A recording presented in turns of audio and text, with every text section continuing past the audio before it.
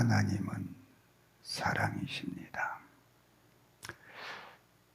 그래서 우리가 하나님은 사랑이시다 하기 때문에 하나님을 생각할 때에 사랑이시니까 항상 따뜻하고 부드럽고 온유하고 그리고 무엇이든지 무슨 허물이든지 그냥 다 덮어주시고 내가 필요할 때에 나에게 늘 공급하시고 그리고 늘 품어주시는 그런 이미지를 가지고 많이 생각들을 합니다.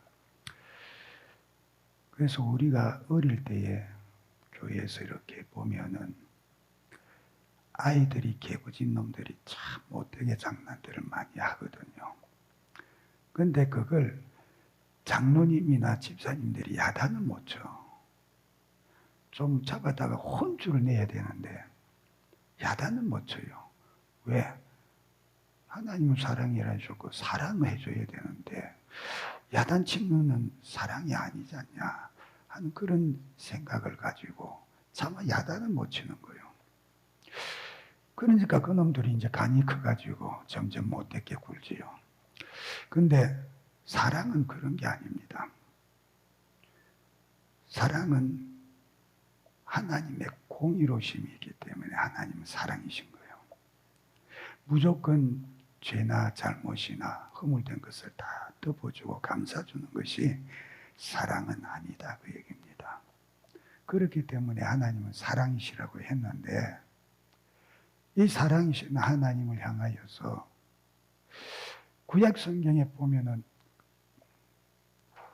구약 성경에 보면은 이스라엘을 향해서 하나님께서 어떻게 하셨어요? 끊임없이 징계하시고 때리시잖아요. 우리가 생각하는 사랑의 이미지를 가지고 생각하면 사랑이시니까 무조건 품어야 되고 안아야 되고 용서해야 되는데 하나님은 그런 게 아니에요. 잘못한 것에 대해서는 무섭게 징계하시고 치시고 그런데 사랑이시기 때문에 특징이 있죠. 치시고 야단치시고 징계하시고 그걸로 끝나는 것이 아니라 반드시 그 뒤에는 위로하시는 말씀이 있고 약속이 있어요. 네가 돌이켜 회개하면 내가 용서해 줄게. 그리고 다시 회복시켜 줄게. 사랑이시기 때문에 그런 거예요. 잘못한 거 그냥 내버려두면 망하니까 망하지 말라고 때리고 징계하고 깨닫게 하시지만은 깨닫고 돌이켜 회개하고 돌아서면은 품어주시고 상처를 싸매주시고 회복시켜 주시고 그리고 또 복을 주신다. 이게 하나님이시지요. 그래서 어떤 사람이 예수 믿고 성경을 읽어 구약 성경을 보면서 구약에 보니까 하나님이 참 무서운 하나님이십니다. 참 하나님 무섭습니다. 그렇게 말하는데 그 말을 듣고 그 목사님이 그분에게 그랬대요. 맞다, 잘 봤다. 그런데 그걸로 다 보는 게 아니죠. 무서운 하나님이시라는 구약 성경에 보면 하나님은 징계하고 때리시는 것으로 끝나는 게 전혀 아니니까 반드시 엄하게 책망하시고 징계하신다고 심판을 선포하셔도 그 뒤에는 반드시 위로하시고 돌이키면 내가 상처를 싸매주고 다시 회복하겠다고 하는 말씀이 반드시 따라오는 것을 봅니다. 그걸 보면은 절대로 하나님 무섭다 그걸로 끝날 하나님이 아니다 그 얘기입니다. 잘못 본 거예요 그 사람. 무서운 거 맞아요. 언제? 죄 지었을 때요. 우리가 주님 앞에 범죄했을 때 그때는 하나님이 무섭지요. 그러나 죄를 깨닫고 회개하면 그렇게 사랑이 많으실 수가 없다. 용서 안 하실 때가 없다. 반드시 품으시고 안으시고 싸매 주시고 치유해 주시고 그리고 회복시켜 주시는 하나님이시다. 그러니 거기에 참 사랑을 느낄 수밖에 없지요. 그 하나님을 향하여서 우리에게 하나님은 사랑이시다. 그렇게 말씀을 합니다. 근데 구약 성경은 하나님께서 장차 우리에게 보이실 진짜 사랑의 그림자예요. 진짜 사랑하심에 대한 하나의 퍼포먼스로 미리 예고로 보여주고 계시는 것들이지요. 그러니 제사법을 통하여서 죄였을지라도 짐승 끌고 와서 그 짐승에게 죄를 전가하고 그 피를 가지고 하나님 앞에 나아가면 그 피를 보시고 죄를 다 사하여 주시겠다. 장차 오실 큰 약속에 대한 하나의 증거로서 예표로서 보여주고 계시잖아요.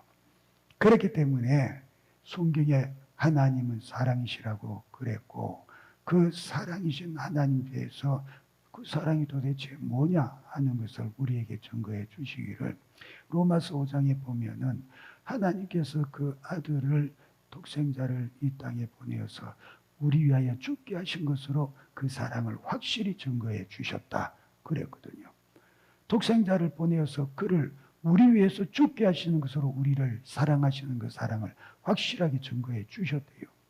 그리고 그 사랑의 증거가 오늘 저와 여러분에 어떻게 증거되어졌냐, 어떻게 주어졌냐. 요한복음 3장 16절에서 우리가 본 대로 하나님이 세상을 이처럼 사랑하사 독생자를 주셨으니 이는 저를 믿는 자마다 멸망치 않고 영생을 얻게 하려 하심이다. 왜 독생자를 그렇게 보내어서 죽게 하심으로 그 사랑을 우리에게 증거해 주셨느냐. 사랑의 궁극적인 원한 우리를 향하여 가지신 바 목적이 뭐냐. 멸망치 않고 영생 얻는 그것이래요. 우리를 부모가 자식을 사랑합니다. 사랑하기 때문에 그놈이 잘못했을 때 이놈아 이리 와. 너 잘못했으니까 종아리 걷어. 그리고 회초리를 때리지요. 뭐 요즘 사람이야 그거 이해하겠습니까? 우리 어릴 때는 그랬어요. 잘못하면 회초리 들고 부모 앞에 가서 종아리 걷고 얻어맞았어요. 근데 요즘은 안 그러지요. 아이가 귀해서. 근데 성경에 뭐라고 그랬어요? 차마 자식을 초달치 못하는 자는 그 자식을 미워하는 거라 그랬어요. 사랑하는 게 아니래요, 그거. 미워하는 거래요. 왜? 버르장머리를 막보게 만드니까. 그러면 언제부터 그래야 됩니까? 갓난쟁이 때부터 유대인들은 하나님 말씀을 들려주잖아요. 적발기부터 들려주잖아요. 계속해서 어릴 때부터 끊임없이 하나님 말씀을 읽게 가지고 들려주고 깨닫게 설명해주고 계속해서 그래요. 아예 어릴 때부터 그냥 철떡이부터 그냥 하나님 말씀에 젖어버리라고 그렇게 가르치지요. 그러니 하나님 말씀에 네가 잘못했다 범법했다 하면은 종아리로 치라는 거예요. 초달은 회초리 치라는 겁니다. 잘못했으니까 맞아야 된다. 그래야 우리가 자라서 하나님 앞에 더 큰 죄를 범치 않고 지옥에 안 갈 거 아니냐. 그러니 그 아이를 진정 사랑하는 부모라면 지금 맞아서 아파하는 그 모습이 마음이 저리고 아파도 회초리를 때려서 그 아이를 바르게 세우라. 잘못하지 않도록 만들어줘라. 그 얘기죠. 그런데 그게 안 되면은 그 아이를 사랑하기 때문에 내가 아파하는 것 참 아까워서 매를 못 치고 참 아파하는 것이 애처로워서 못 때린다. 실상 그게 사랑하는 게 아니고 그 아이를 망치는 것이니까 미워하는 것이다. 그렇게 성경이 말씀하고 있어요. 그럼 진정 사랑하는 게 뭐냐? 그 아이가 어떻게 하든지 잘되게 하는 것에 목적이 있으니까 그 아이가 잘되게 하기 위해서는 잘못을 깨닫게 하고 그 잘못을 하게 되면 죄를 범하게 되면 반드시 그 죄의 대가를 받아야 된다는 것을 깨닫게 함으로 해서 죄 짓지 말고 하나님 앞에서 바르게 경건하게 신앙으로 잘 살아라. 잘 자라라. 그래서 하나님과의 관계가 아름답게 잘 맺어져서 언제 어디서든지 하나님의 은혜와 긍휼과 은총을 받는 자가 되어지고 하나님과 동행하면서 하나님의 사랑과 은혜를 듬뿍 받는 자가 되어져라. 그것이 진짜 아이를 사랑하는 부모의 마음이요. 진짜 사랑하는 것이다. 그게 사랑이라는 거죠. 그런데 하나님이 우리를 사랑하시는 방법이 그렇잖아요. 똑같은 거예요. 그래서 죄 짓는 자마다 계속해서 징계하시잖아요. 무섭도록 징계하시죠. 그래서 히브리서에서 뭐라고 그랬어요? 하나님이 징계하지 않는 자는 버리는 자다 그랬어요. 왜? 관계없다 그 얘기입니다. 너희는 내 자녀 아니라는 거예요. 관심이 없다는 거지요. 관심이 없으니까 사랑이 없어요. 사랑이 없으니까 잘못했어도 뭐 지가 잘못하든 말하든 내하고 무슨 상관이에요. 아무 상관없어요. 우리가 예수 믿는다고 하면서 하나님의 말씀과 윤례를 따라서 걸어가고 경건하게 산다고 하면서 내가 크게 하나님 앞에 뭔가 범죄했는데도 불구하고 내 마음에 전혀 꺼리낌이 별로 없고 하나님께서 나를 징계하시고 치시는 것이 없이 그냥 무사태평이 잘 넘어간다. 미안하지만 그 사람 버림받은 것이요. 확률이 높아요. 버림받은 확률이. 왜? 하나님 그 사랑하는 자를 절대로 그냥 두지 아니하시거든요. 죄를 범하면 반드시 치시거든요. 깨닫게 하시거든요. 회개시키시거든요. 그러니 차마 초달지 못하면 그 자식은 미워함이라. 하나님께서 차마 징계치 아니하시면 아까워서 안 하시겠냐? 아니, 관계가 없기 때문에 안 하신다. 그러니 하나님은 사랑이시다. 나에게 그 하나님이 언제나 사랑이 되시기를 바랍니다. 하나님은 나에게 언제나 사랑이시기를 바랍니다. 왜? 내가 잘못했을 때 쳐달라고 얘기해요. 하나님, 내가 하나님 앞에 범죄했거든. 즉시로 하나님 나를 깨닫게 징계하시고 때려 주시옵소서. 깨달아 주님 앞에 두려움을 가지고 회개케 하옵소서. 그래야 진짜 하나님과의 관계가 아름다운 부모 자식 간의 관계가 되는 것 아니겠냐 그 얘기입니다. 그러니 하나님은 사랑이시다. 사랑이신 그 하나님께서 우리를 얼마나 사랑하셨냐, 어떻게 사랑하셨냐, 독생자를 보내서 우리 대신에 죽게까지 하실 만큼 우리를 사랑해 주셨다. 그래서 말씀하시기를 내가 세상을 이렇게 사랑했다. 이만큼 사랑했다. 얼마만큼요? 내 독생자 너희를 위해서 대신 죽게 만들었지 않냐. 아니 어떻게 그렇게 했습니까? 나는 그만큼 죄를 미워한다 그 얘기예요. 나는 그만큼 죄를 용납할 수 없다는 그 얘기예요. 그러니 우리는 하나님 앞에서 죄를 그냥 예사롭게 생각해서는 안 되는 거라 그 얘기입니다. 그런데 어떻게 그렇게 예사롭게 죄를 지어가면서도 죄를 밥 먹듯이 해가면서도 그렇게 태연자약들 하신지 모르겠어요. 얼마나 죄를 용납지 못하고 용서하실 수 없으면 독생자를 죽여서까지라도 우리의 죄 문제를 완전히 해결해 주시려고 하시겠냐.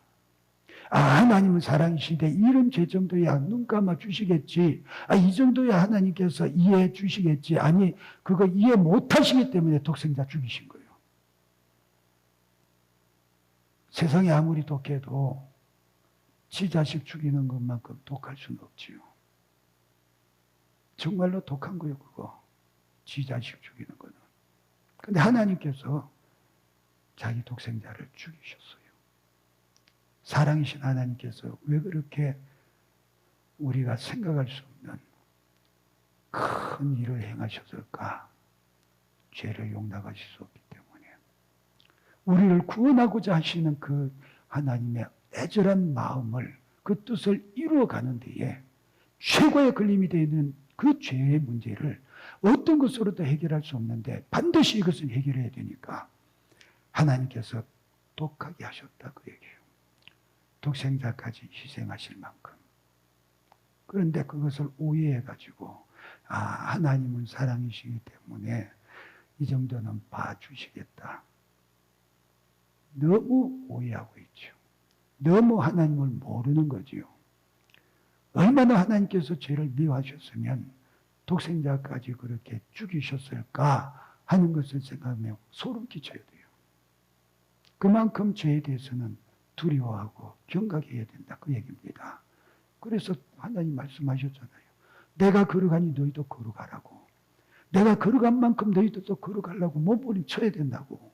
하나님의 걸어가심을 따라서 우리가 걸어가지려면 도대체 얼마나 걸어가줘야 될까? 그러니 예수의 피가 필요한 겁니다. 끊임없이 우리의 죄를 해결하고 죄를 씻어내면서 하나님의 거룩한 은혜의 보다로 나아가야 되니까 끊임없이 예수의 피가 우리에게 필요하다 그 얘기죠. 그 피가 있을 때마다, 그 피를 대할 때마다, 내 죄 때문에 그 피를 대할 때마다 우리는 하나님의 사랑을 절절하게 느끼는 자가 되어야 돼요. 하나님의 사랑이 내 뼛속에까지 사무침이 경험되어져야 된다 그 얘기입니다. 나는 이 사랑 때문에 오늘도 사는구나. 그것을 깨닫고 고백할 수가 있어야지요. 그런데 하나님께서 이렇게 사랑이신 하나님께서 그의 독생자를 희생하시고 우리를 사랑해 주시는 사랑을 증거해 주셨는데, 이렇게 그 사랑의 증거, 실제로 우리에게 오신 독생자, 그분은 어떤 분이냐? 여기에 보니까 위로부터 오신 분이래요. 위로부터 나신 분이래요. 어디서부터? 하나님 나라에서 오신 분이시다. 그러니까 위로부터 오시는 이 예수밖에 없다. 주님이 말씀하셨잖아요. 하늘로부터 온 자는 인자밖에 없다고.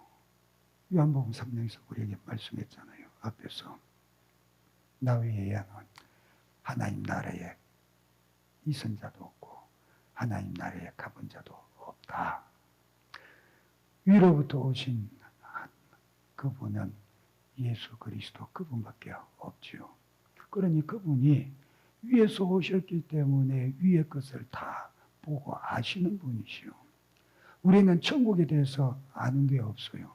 하나님께서 말씀해 주는 것밖에는 몰라요. 그런데 하나님의 아들 독생자 예수는 그 모든 것을 아시는 분이시다. 그러니 그가 하시는 말씀은, 천국에 대해서 하시는 말씀은 모든 것이 다 진리요, 진실한 것이다. 그 얘기지요. 그러니 태초에 창조주로서 함께 창조에 동참하시고 처음부터 계신 분으로서 우리에게 인생이 오는 방법이 아니라 새로운 방법으로 오셨으니 그에게는 죄가 없으시다 우리를 대신하신 대속제물이 되실 수가 있다고 하는 겁니다. 하나님께서 독생자를 보내주셔야 될 이유가 거기에 있어요. 인생들에게는 전혀 죄를 대속하실 방법이 없다, 그 얘기입니다. 왜? 모두가 다 죄를 가지고 있으니까. 태어나면서부터 하나님과 원수되어서 나요. 태어나면서부터 죄와 허물로 죽은 존재로 하나님과 관계가 끊어진 채로 태어나요. 태어나면서부터 죄성을 가지고 끊임없이 죄를 생산해내면서 육신의 정욕을 따라서 살아가는 존재요. 그러니 이 육신을 가진 인생들에게서는 어떤 방법으로도 죄를 대속하여 하나님의 죄에 대한 요구를 충족시킬 것이 없어요.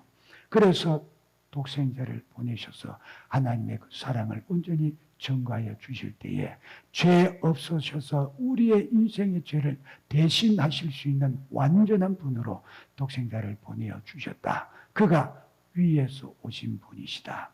예수 그리스도시요. 또 그분은 어떤 분이신고 하니까 하나님의 말씀을 하시는 분이시다. 그랬어요. 34절에 하나님이 보내신 이는 하나님의 말씀을 하나니, 하나님의 말씀을 하시는 분이시다. 그럼 자기의 말은 아니다, 그 얘기입니다. 자신의 뜻을 가지고 자기의 생각을 가지고 자기의 뜻대로 그렇게 자기의 생각을 주장하시는 것이 아니다, 그 얘기입니다. 오직 하나님께서 하게 하시는 말씀, 하나님이 주시는 말씀, 오직 그 말씀만으로 말씀하시는 분이시다. 그러니 예수님도 그것을 스스로 증거하셨잖아요. 나는 내가 한 말을 하나도 내 마음대로 하는 것이 없다. 그래서 요한복음 14장 10절과 24절에서 내가 너희에게 이르는 말은 스스로 하는 것이 아니라 아버지께서 내 안에 계셔서 그의 일을 하시는 것이라. 내가 스스로 하는 말이 아니고 내 아버지 하나님께서 내 안에 계셔서 그의 일을 하시는 것이래요. 또 24절에 너희가 듣는 말은 내 말이 아니요 나를 보내신 아버지의 말씀이니라. 그러니까 예수님께서 육신을 입고 우리 가운데 오셔서 말씀을 하시고 또 가르치시고 하시지만은 그 한마디 말씀, 그 말씀 중에 한마디도 자기의 자의를 가지고 말씀하시는 것이 없었다. 다 내 안에 계신 아버지의 하시는 일이요 아버지가 내게 하시는 그 말씀만 그대로 전하고 있다. 그러니 1.1획도 육신을 가지신 예수의 뜻으로 말씀하신 게 없고 다 아버지의 말씀만 그대로 전하였다고 그렇게 예수님이 스스로 입으로 증거하셔요. 그렇기 때문에 주님이 당당하게 하시는 말씀이 있죠. 야, 내가 지금은 너희를 정죄하지 아니한다.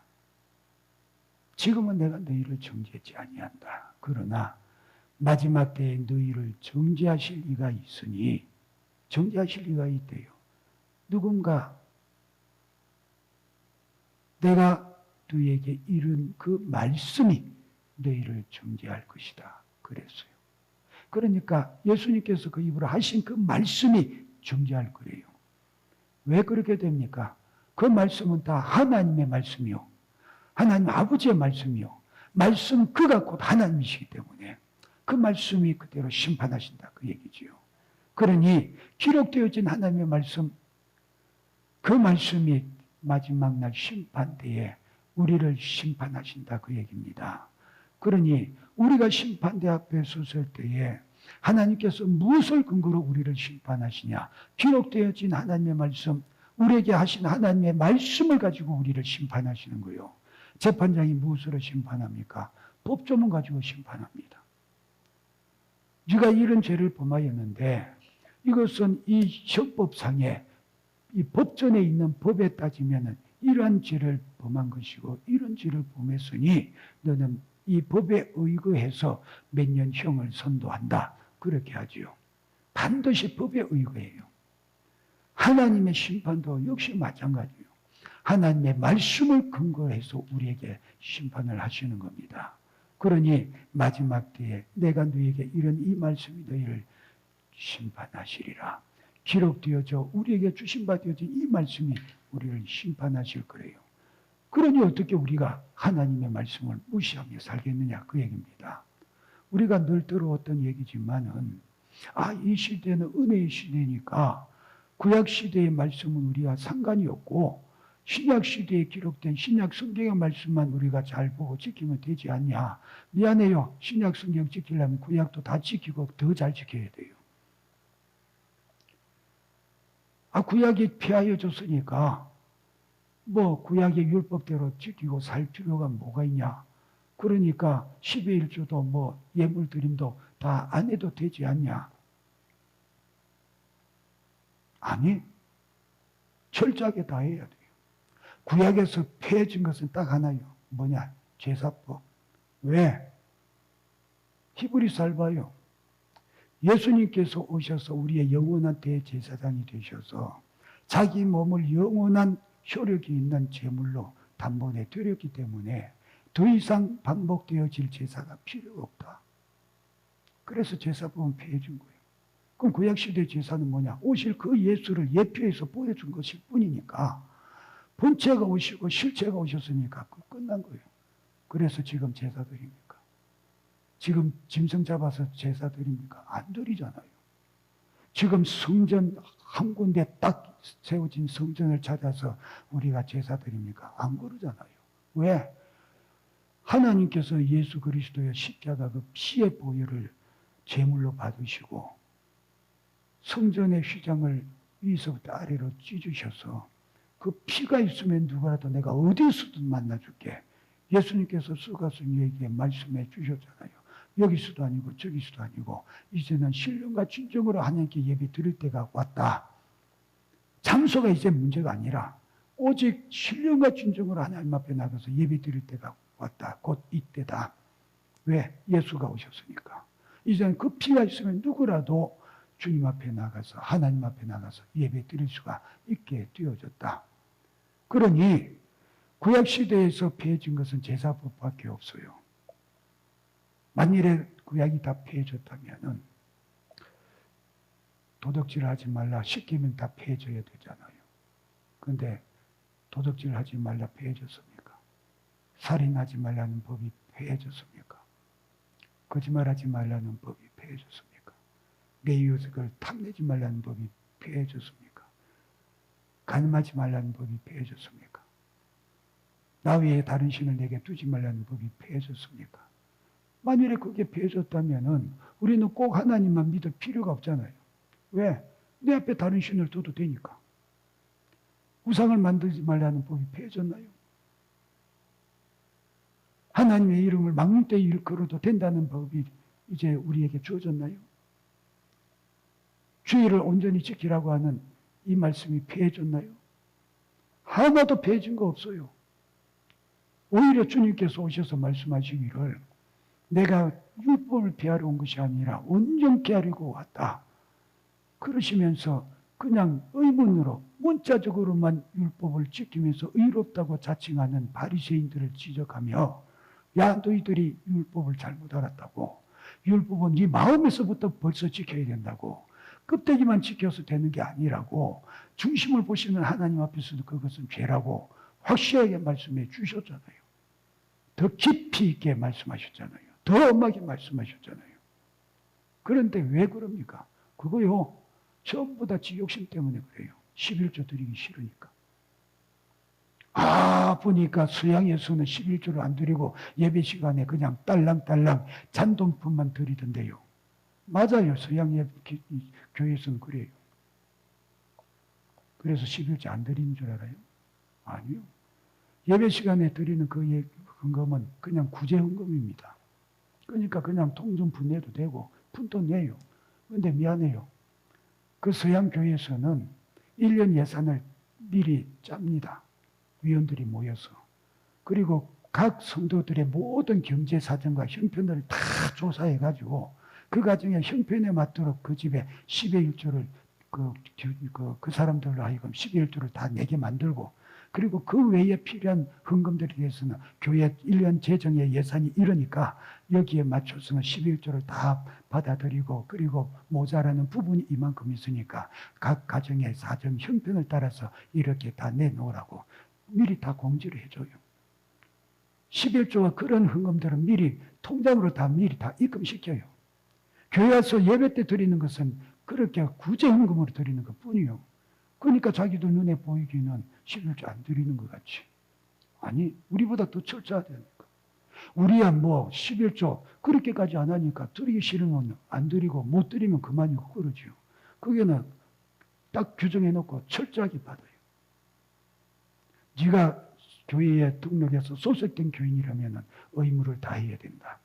그래서 딱 11조 그 가정의 형편에 수입을 보고 11조를 딱 받아내고, 또 그 외에 필요한 교회의 재정 부분에 대해서는 각 가정을 형편에 따라서 다 배정을 해서 교회 통장으로 다 입금을 시키게 만들지요. 그러니 모르면서 그런 소리 하면 안 된다고 얘기입니다. 그러니까 주님께서 하나님의 말씀을 하시는 분이다. 위로부터 오신 그 예수님은 오직 하나님의 말씀을 하시는 분이시다. 한마디도 육신에 가지고 육신 속에서 하시는 말씀이 없으신 분이시다. 그러니 우리는 그분의 말씀을 믿어야 돼요, 안 믿어야 돼요? 믿어야 돼요. 그러니 그 말씀 우리가 지켜야 돼요, 안 지켜야 돼요? 지켜야 돼요. 그래서 주님이 말씀하셨어요. 뭐라고? 인자를 사랑하는 자는 내 말을 지킨다고. 나를 사랑한다면 내 말을 지킨다고. 근데 내가 예수님을 사랑합니다, 믿습니다, 신앙으로 삽니다, 내가 믿음을 가지고 삽니다 그러면서 하나님의 말씀, 그 말씀을 무시하고 안 지킨다. 그럼 뭘 가지고 주님 앞에 내가 주님을 이렇게 사랑했다고 증거할 게 있겠냐, 그 얘기입니다. 하나님은 우리를 사랑하시는 그 사랑을 독생자를 희생하셔서 증거해 주셨어요. 말라기 선지자를 보면은 그래요. 하나님께서, 여호와께서 내가 너희를 사랑했다 하는데 너희들은 하나님을 향해서 주께서 언제 우리를 사랑해 주셨냐고. 우리는 사랑을 받은 기억이 없고 우리는 사랑을 못 얻겠다고 너희들이 그렇게 못되게 항의하는데 내가 너희를 어떻게 사랑 안 했냐. 그러면서 과거에서부터 일대로 쭉 이야기를 하시지요. 자식들이 못된 것들은 그래요. 뭐 좀 야단치 나한테 해준 게 뭐가 있는데 엄마가 나한테 그러냐고. 해준 게 없대요. 지는 이때까지 잘하게 돌봐주고 양육해주고 먹여주고 입혀주고 공부시켜주고 용돈 주고 투정 받아주고 해준 게 얼마나 많은데. 그런데 뭘 해줬네요. 뭘 해줬네요. 근데 부모들은 또 참 불쌍해요. 이웃집의 아이들에 비해서 자기 주위에 비해서 지 자식에게 마음껏 못해준 게 마음에 걸려가지고 나한테 뭐 해준 게 뭐 있냐고 고함 지르면서 앵겨들면은 막 미안해가지고 말도 못해. 아니 해준 게 얼마나 많은데. 지 혼자 살았나? 그런데 부모의 마음에 자식에게 미안하고 더 잘 해주지 못하고 더 마음껏 해주지 못한 게 미안해가지고 그게 마음에 걸려서 말도 못하고 그러잖아요. 불쌍해요. 근데 하나님을 향하여서 그러잖아요. 내가 너희를 사랑했다. 어떻게 사랑해 주셨습니까? 독생자 줬잖아. 뭘 해주셨습니까? 독생자 줬잖아. 너는 날 사랑한다면서 뭘 했냐? 네가 나 사랑해 준 거 내놔봐라. 그럴 때 우리는 뭐라고 얘기할 수 있어야 되냐? 내가 주의 뜻대로 말씀대로 살아보려고 몸부림쳤고 그래도 이만큼 말씀대로 순종하면서 살았습니다. 이거 내놓을 수 있어야 될 거 아니에요. 근데 주님 앞에서 내가 말씀대로 이렇게 살았습니다. 할 게 있어야지. 할 게 있어야지. 뭘 내놓겠냐고 얘기해요. 뭘 내놓겠냐.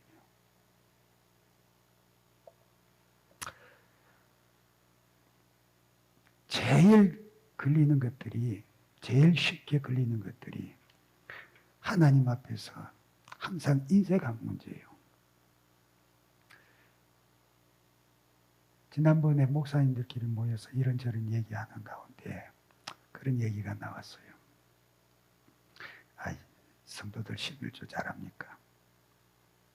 뭐 이런저런 얘기들이 나왔죠. 근데 지난번에 뭐 나라에서 재난기인가 그거 11조 내는 사람이 있었니까 없대요. 그러면 성경이 뭐라고 그랬냐? 모든 소득의 11조라고 그랬어요. 모든 소득의 11조. 그건 소득 아닌가? 내가 월급 받은 것만 소득인가? 아니잖아요. 그럼 하나님 앞에 11조를 드려라. 예수님도 말씀하셨잖아요. 너희가 박하와 유황과 근처에 11조를 꼬박꼬박 잘 드린다마는 의와 신을 버렸도다. 이것도 하고 저것도 해야 된다. 온전하게 믿음 가지고 드린 자가 되라 그랬어요. 숫자만 헤아려서 드는 게 아니고 마음의 믿음 가지고 드려라. 믿음도 함께 드려야 된다 그랬어요. 그런데 모든 소득의 11조면은 내가 얻은 모든 것을 다 드려야 돼요. 그래서 누구한테 밥 한 끼 얻어먹어도 그것도 소득이에요. 그럼 그것도 계산해서 11조를 드려야 마음이 편해야 돼요. 누구에게 선물을 받았다. 그럼 그것도 얼만가 이렇게 보고 그것도 11조를 떼서 드려야 돼요. 엄격하게 하면. 그래서 저희들 같은 경우는, 저 같은 경우에는 반드시 그 외에 가외 것으로 일정한 금액을 항상 드려요. 혹시 내가 모르고 받은 것도 생각을 해서 넉넉하게 그렇게 따로 떼서 드리지요. 왜? 모든 소득이 11조라고 했으니까. 그런데 그거 말씀에 온전하게 지키냐?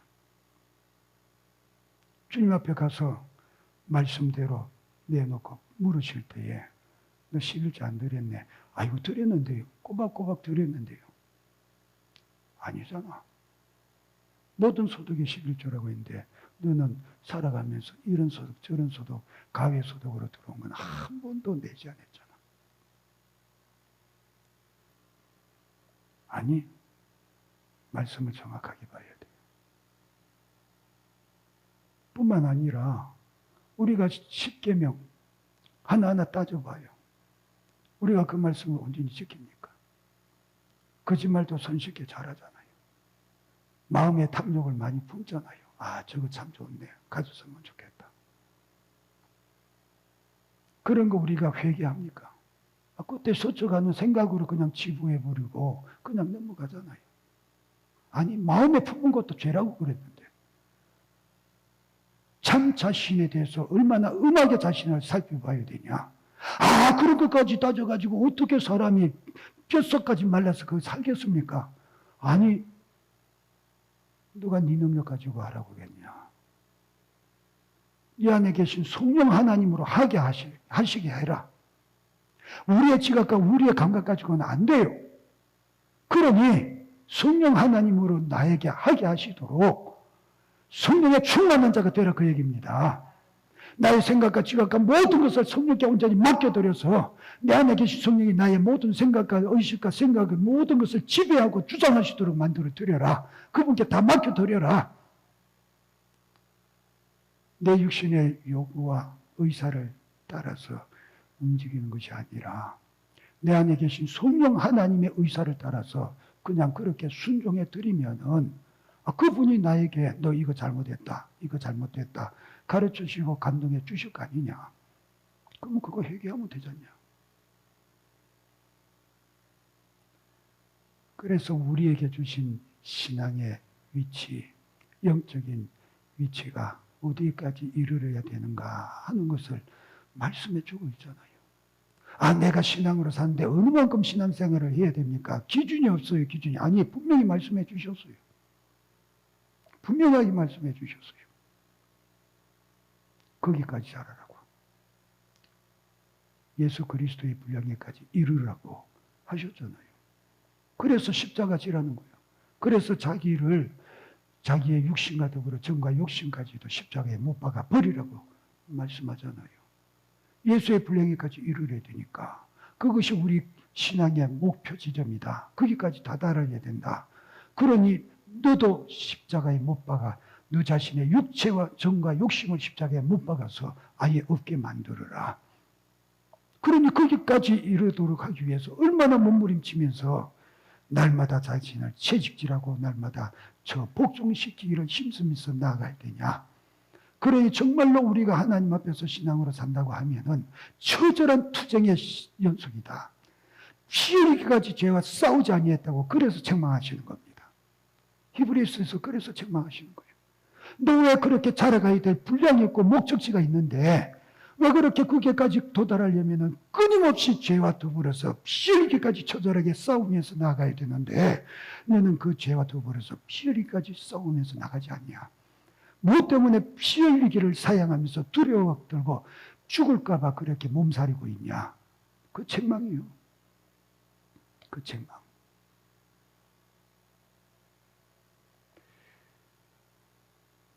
위에서 오신 예수 그리스도는 말씀 한마디도 오직 자기의 것 없이 하나님 아버지의 말씀만 하셨다. 그럼 나도 내 입에서 나오는 모든 말들이 주님이 하시는 말씀이 되게 만들어야 되지 않냐. 무슨 말이요? 우리가 그렇게 바란다고 그렇게 될 수 있는 건 아니잖아요. 그러나 우리에게서 신령한 은혜가 풍성하고 예수에 젖어 있는 사람이라면은 우리 입에서 나오는 언어와 용어들이 자연스럽게 거룩하고 경건된 신앙적인 언어와 용어가 될 게 아니냐. 내 입에서 나오는 모든 말들이 하나님의 뜻에 합한 말들이 될 것 아니냐. 육신의 정욕을 위한 말들이 아니라 내 영의 요구를 충족시키고자 하는 신령한 언어요 믿음의 말들이 아니겠느냐. 그렇게 살려고 몸부림치고 있느냐 그 얘기죠. 그렇게 살려고. 하나님께서 우리에게 원하시고 요구하시는 것이 그런 거예요. 그래야 독생자까지 아낌없이 준 보람이 있을 거 아니겠어요. 1,000만 원짜리 돈을 지불하고 샀으면은 그 1,000만 원의 가치를 나에게 줘야 돼요. 가치성을 내가 느끼고 만족해야 돼요. 하나님께서 독생자를 아낌없이 값을 치러서 내 영혼을 사셨어요.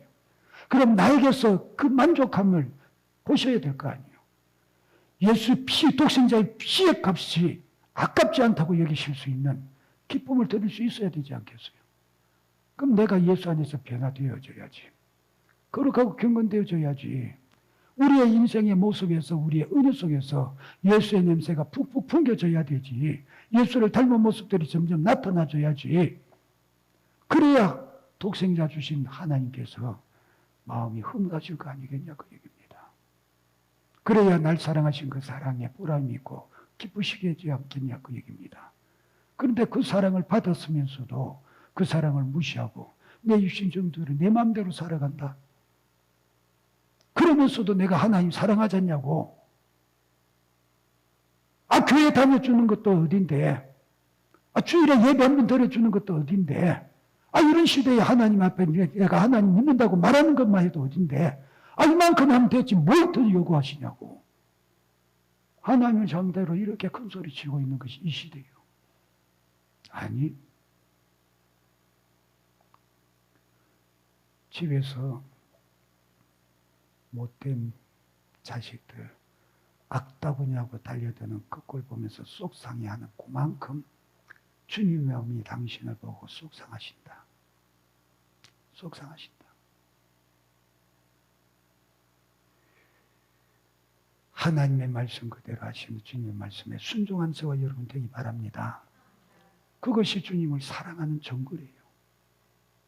그러니 내가 오늘도 주의 말씀대로 살았냐 못 살았냐를 바라보면서 내가 주님 사랑하는 분량이 어떤가를 측정할 수 있기를 바랍니다. 또 위로부터 오시는 하나님은 어떤 분이시라고 말씀하고 있는 거 아니까 만물의 주인이 되신대요. 왜? 아버지께서 그에게 만물을 주셨기 때문에. 아버지께서 아들을 사랑하사 만물을 다 그의 손에 주셨으니 만물의 주인이시다. 만물의 주인이시다. 그러니 만물의 주인이시니까 그는 우리의 주인이시오. 그는 우리의 주인이시다. 우리는 그의 소유요.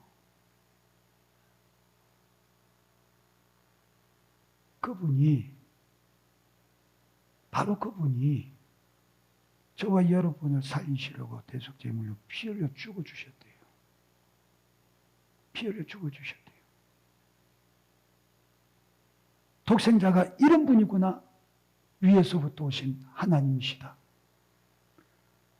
그는 오직 하나님의 말씀만 하신 하나님이시다. 그는 만물의 소유 주신 하나님이시다. 그분이 날 위해서 내 죄 때문에 대속제물로 죽으셨다. 그것을 믿는 자는 영생이 있다고 그렇게 말씀해요. 그 아들을 믿는 자에게는 그래서 영생이 있다고 말씀을 해요. 아들을 믿는 자에게는 영생이 있으니 나는 예수 그리스도 하나님의 아들 독생자 예수 그리스도를 믿습니다. 이 고백이 저와 여러분의 진실한 고백이 되기를 바랍니다.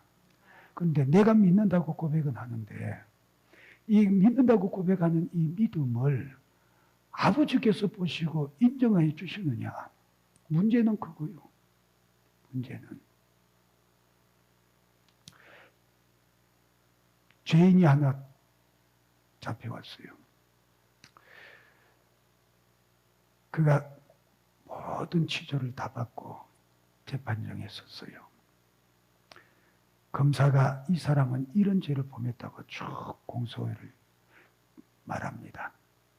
공소 사실을 쭉 얘기합니다. 그런데 이 사람이 재판장 앞에서 재판관님 나는 저런 죄 검사가 말한 저런 죄를 하나도 안 범했습니다. 절대로 아닙니다. 나는 죄를 안 지었습니다. 나는 결백합니다. 무죄합니다. 막 주장을 해요. 근데 그가 주장한다고 해서 재판장이 믿어주냐? 재판장이 믿어주면은 아마 검사가 공소한 그 모든 것 다 아니라고 무죄 판결을 할 거예요. 근데 안 믿어지면은 공소한 대로 재판에서 벌을 선도하겠지요. 내가 하나님 앞에 내가 믿습니다. 독생자를 믿습니다. 내가 믿습니다. 아무리 주장하고 아무리 고집 부리고 아무리 외쳐도 문제는 내가 외치고 주장하는 게 아니고 나를 보시는 하나님께서 믿어주셔야 되는 거예요. 믿어주셔야 돼요. 독생자를 믿는 자에게는 영생이 있다. 영원한 생명이 있다. 지옥 멸망에 들어가지 않고 영원한 생명을 얻는다. 우리는 다 이것을 사모하고 이것을 바라는데 이것 때문에 예수를 믿는데 그런데 내가 예수를 믿는다고 하는 이 믿음이 인정받지 못한다면 어떻게 되겠냐 그 얘기예요. 그러니 내가 예수를 교회에 출석하고 주의를 지키고 그래도 종교적인 행위를 하고 그러니까 내가 예수 믿는다, 아니 믿겠거니 생각하지 말고 정말로 내가 하나님께서 내 믿음을 인정해 주실 수 있는 믿음을 소유하고 있는가 말씀을 통해서 점검해 보시라 그 얘기입니다. 점검해 보시라. 내가 주님 말씀 지키며 살려고 얼마나 몸부림치고 애쓰고 있습니까? 나를 사랑하는 자는 내 말을 지키느니라고 했는데 나를 사랑하는 자는 계명을 지킨다고 했는데 사랑하는 자에게는 그 계명이 결코 무거운 것이 아니라고 말씀했는데 나는 왜 이렇게 말씀대로 사는 것이 무겁고 힘이 드냐? 사랑 안에서 그래요. 그것을 의무로 여기니까 힘드는 거예요. 사랑하면 무거운 게 아니래요. 주님을 사랑한다면 말씀대로 사는 게 전혀 무거운 게 아니고 힘든 게 아니래요. 왜? 내 안에 계신 성령께서 자동적으로 하게 하시니까. 근데 진정으로 사랑하는 것이 없으니까 말씀대로 지켜 살려고 하는 것이 고되고 피곤하고 힘든 거예요. 그럼 체크해야죠.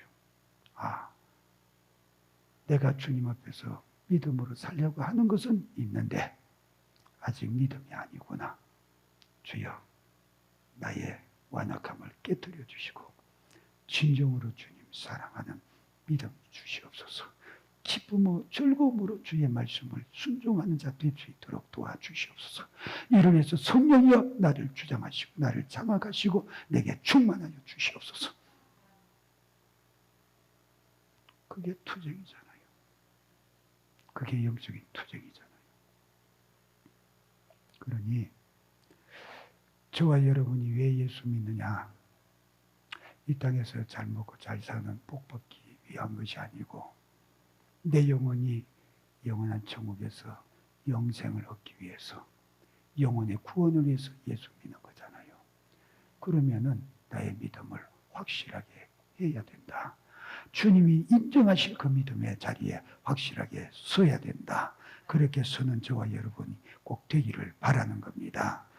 여기에 보세요. 만약에 우리가 이런 믿음에 서지 못하면은 하나님의 진노가 그 위에 머물러 있다 그랬어요. 머물러 있다. 여기 머물러 있다는 것은 죄 없는데 하나님 안 믿으니까 너 이제부터 내 미움의 대상이요 나의 징계를 받아라 하고 그때부터 하나님께서 진노하시는 것이 생긴다는 게 아니고 이것은 본래 있는 것을 그냥 내버려 두신다 그 얘기입니다. 이 원어의 의미가 본래 너희들은 진노 아래 있는 놈들이야. 그런데 그 진노를 그냥 그대로 내버려 두신다. 그러니까 뭡니까? 우리가 하나님을 믿는 믿음에 있어서 그 믿음이 인정함을 받는 자는 영생이 있다고 하는 것은 하나님의 진노를 거두시고 그 진노를 이제는 무효시키신다 그 얘기요. 그게 거듭남이요. 근데 안 믿는 자들에게는 하나님의 진노가 그 위에 머물러 있다 하는 것은 본래 태어나면서부터 하나님의 진노 아래 있어. 심판 아래 있어. 그런데 안 믿으니까 그냥 내버려 두는 거예요. 그냥 방치해 두신다 그 얘기입니다. 바로를 하나님께서 강팍해 하셨다 그랬죠. 그게 그 뜻도 그겁니다. 본래 그 놈은 강팍한 놈이에요. 근데 강팍하게 내버려 두셨다 그 얘기예요. 안 그러면은 하나님께서 직접적으로 바로에게 강력하게 말씀하시고 책망하셔서 변화시키시겠죠. 근데 지 마음에 하도록 내버려 두잖아요. 지 마음에 죄를 따라서 죄를 행하도록 내버려 두시잖아요. 저와 여러분이 만일에 범죄해도 징계하심이 없다면은 이렇게 내버려 두고 계신다 그 얘기입니다. 본래 죄된 그대로 팽개쳐 두고 계신다 그 얘기요. 그러니 나를 변화시키시고 새롭게 하시기 위해서 때리시는 거예요. 원한 것을 깎아내시기 위해서 깎는 아픔을 갖게 하신다 그 얘기지요. 그러니 저와 여러분 정말로 독생자 예수 그리스도는 사랑이다. 하나님의 사랑이다. 나를 향해서 베풀어 주신 하나님의 사랑의 실체다. 그 사랑을 받는 자가 되시기를 바란다 그 얘기입니다. 그 사랑을 받아들이는 자는 영생이 있대요. 그런데 그 사랑을 받아들이지 않으면 그 사랑의 피, 예수의 피로 대속받는 은혜가 없으니 여전히 하나님 앞에서는 죄를 가진 자요, 하나님의 진노 아래 있는 자가 되어져서 영원한 멸망밖에 없다. 그러나 그 사랑을 받아들이고 그 피를 소유한다면 그는 영생이 있다고 말씀하셨으니 하나님의 말씀은 말씀 그대로 이루어지는 것이다. 그러니 이 약속의 말씀도 분명하게 이루어지는 것을 믿으시고 예수 그리스도로 확실하게 하나님의 아들 독생자 예수를 확실하게 나의 구주로 영접하여 믿는 믿음의 사람 다 되시기를 주님의 이름으로 축복합니다. 우리 다 같이 동성으로 기도할 때에 주님, 나를 위하여서 사랑의 증거로 독생자 보내주신 하나님의 은혜를 감사합니다. 이제 독생자를 확실히 나의 구주로 믿고 영접하여 믿음의 든든히 서게 도와주시어서 영생이 나의 소유가 되게 하여 주옵소서. 확실한 믿음의 자리에 서게 하옵소서. 주의 상창하고 동성으로 기도합니다.